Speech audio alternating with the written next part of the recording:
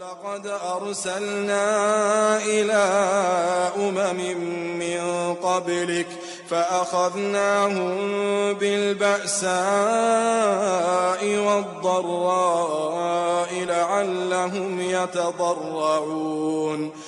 یقینا میش پیغام خبر لجلو د تو نمخ کې امتونه ته بیا میش هغه په سختۍ او تکلیفونو سره ونیول د دې د پوره چې هغه عاجزي وکړي. فلولا إذ جاءهم بأسنا تضرعوا ولكن قست قلوبهم وزين لهم الشيطان ما كانوا يعملون. کله چې دوی ته د میش عذاب راغی دوی ولې عاجزي ونه کړه او لیکن د دوی زړونه سخت شوي وي او شیطان دوی ته د دوی هغه عملونه ښایسته کړي وي چې دوی کول.